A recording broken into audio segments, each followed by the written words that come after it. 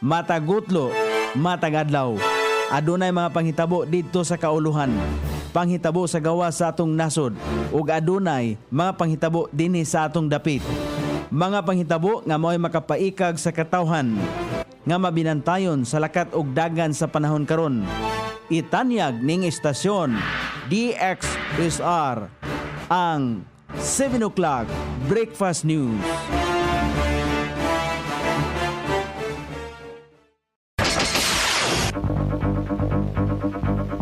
Higala, kumusta? May buntag Iligan, may buntag Mindanao, may buntag Pilipinas. Adlaw Miyerkules karon pitsa 4 ni buwan sa Marso ning tuiga 2026. Sangan sa ato station manager Pastor Robin Sulapas, kini ang inyong KSR Kabisaya Dunay B, ang matod sa hanay sa balita sa alas 7. O karon sa uluhang tudling sa itong mga balita, site development sa Core Shelter Housing Project sa Iligan, sugdan sunod semana. Mga barangay officials gihangyo nga mutabang sa revalidation sa mga IDPs. City Health Office giawhag ang publiko sa pag-obserbar sa 4S aron makalikay sa dengue. JB Ejercito gusto nga paspasan ang proseso sa impeachment. Senate President Soto namugos nga dili isyu ang presyo sa lana. Sa gawa sa nasod, Prime Minister sa Senegal andam nga magpatuman og 5 ngadto sa 10 ka tuig nga pagkabilanggo alang sa same-sex couples. Balita sa kinabuhing Kristohanon, kadaghanan sa mga Kristohanon nagsalig sa spiritual advice sa artificial intelligence kapareho sa mga pastor. Kini ang uluhang tudling sa atong mga balita nga dalit kanato ning istasyon DXSR 106.7 sa inyong FM dial. Ang bugtong radyo sa Dakbayan Siligan nga nagsibya sa balaang kasulatan, pinasubay sa Inspired and Preserved, not simply dictated King James Version sa Anchor Broadcasting Corporation. O karon sa kompleto nga detalye, sugda na sunod semana ang site development, ang Phase 1 sa Core Shelter Housing Project sa Barangay Upper Hinaplanon. Ang site development mao ang unang proseso sa pag-andam sa luna nga tukuran sa pabalay. Gigahinan kini og kapin sa 5 milyones pesos o gituan nga mahuman sulod sa 3 hangtod sa 4 ka bulan. Ang mga proyekto gipunduhan sa lokal nga kagamhanan sa Iligan pinagi sa City Engineers Office.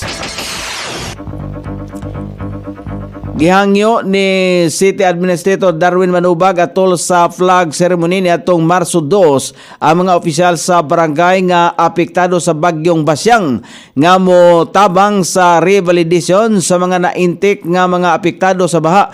Gihimo sa Iligan City People's Council, Gender and Development Office, Daycare Teachers, Barangay Affairs Office o City Social Welfare and Development ang revalidation. Sumala pa niya nga ang mga opisyal sa barangay ang mas nakailas sa kongkinsa sa ilang residente ang tinuod nga apektado sa bagyong Basyang. Giawhag sa pag-report ngadto sa CSWD kung adunay mga sakay sa panahon o wala magtug-an sa tinuod nga kahimtang sa ilang Pinoyanan. Tuyo sa LGU nga masiguro ang mga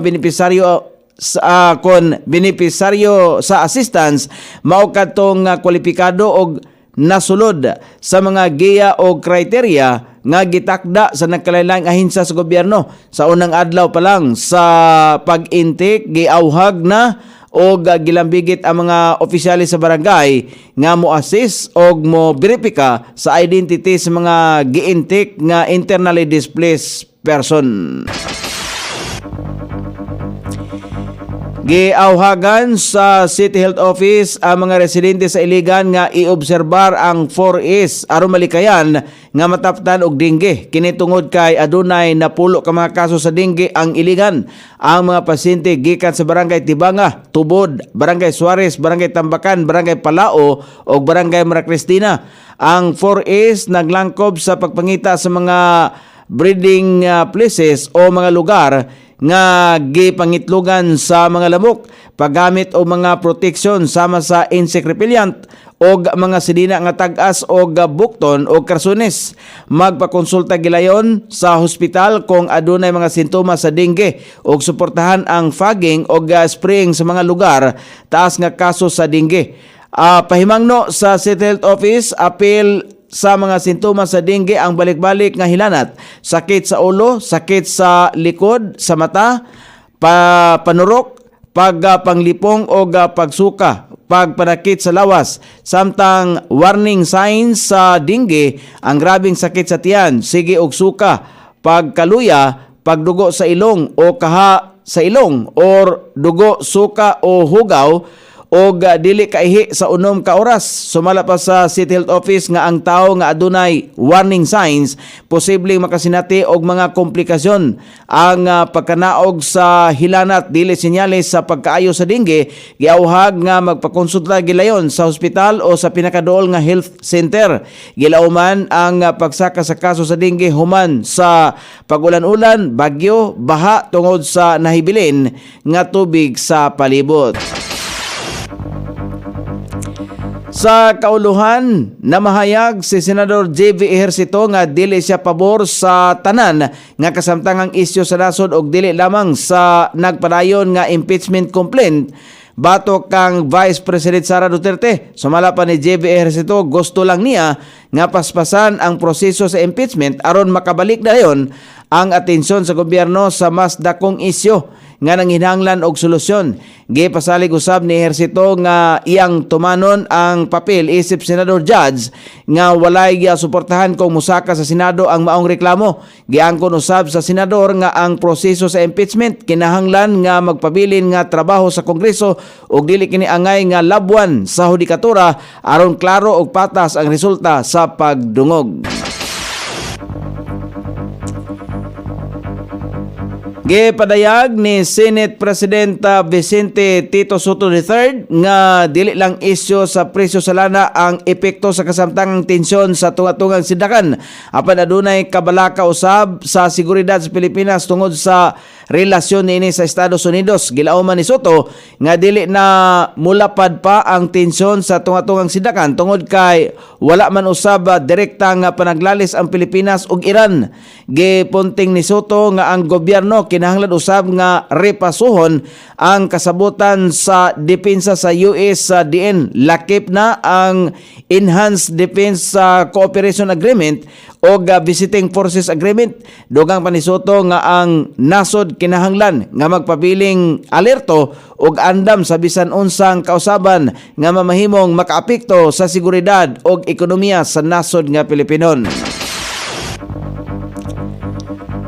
Balita sa gawas sa nasod, gipamahayag ni Senegal Prime Minister Ousmane Sonko nga andam ang legislatura sa nasod nga magpatuman hangtod sa 10 ka tuig nga pagkabilanggo ngadto sa mga same-sex couples. Tungod niini, daghan ang mga katawhan sa nasod ang gipangdakop bisan pa man ang mga sikat nga katawhan tungod sa naasoyng anti-LGBTQ law.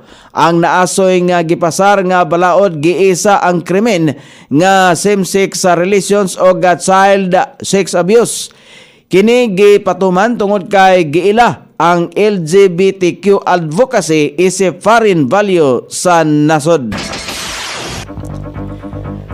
O karon sa balita sa kinabuhing Kristohano, nataho nga anaa sa 30% sa mga Kristohanon sa nasod sa Amerika ang nagsalig sa spiritual advice nga ginahatag sa artificial intelligence og nagtuo nga pareho lamang kini og kabug-aton sa tambag sa mga pastor. Sumala pa sa Barna Group survey nga ginganlan og State of the Church, 30 ngadto sa 40% sa mga nagpatambag sa artificial intelligence ang nailang mga millennials o Generation Z. Ang naasoing survey gitubag sa 1,514 ka mga katawhan sa Amerika, diin 34% sa mga aktibong Kristohanon, 29% mga Kristohanon lamang sa papel og 27% mga dili Kristohanon. Lakip sa naasoing survey, ang upat ngadto sa 10 ang nagpahayag nga nakatabang ang artificial intelligence sa ilahang pagpahigayon og Bible study. O karon sa pagbanabanas kahimtang sa dagan sa panahon para makaapekta sa nasod nga Pilipinon ang northeast monsoon sa dakong bahin sa Luzon samtang Easterlies usab ang makapiktar sa ubang bahin sa nasod. Ang Surigao del Norte, Surigao del Sur ug Dinagat Island, Batanes, Babuyan Islands, Metro Manila ug ubang bahin sa nasod ang makasinati paghapon karong adlaw ug madag-umon nga kalangitan inubanan sa patak-patak ka mga pagulan ilabi na sa pag-abot sa panahon sa kaponon ug sa sayong taknas kagabion kini epekto sa Easterlies ug northeast monsoon.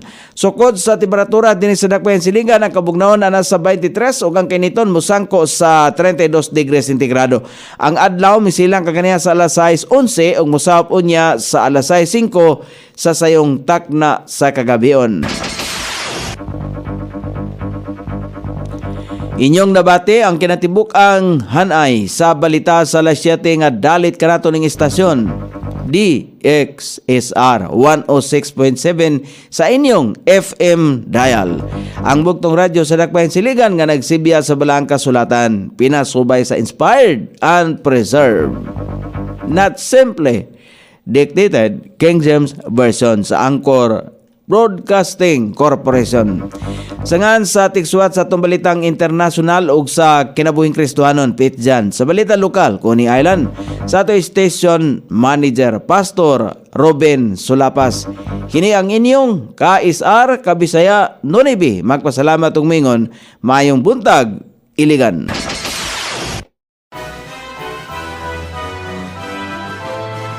Inyong nabati ang 7 o'clock breakfast news hangtod na usab og mga adlaw sa samang takna o sa samang istasyon. Daghang salamat sa iyong pagpaminaw ug maayong buntag.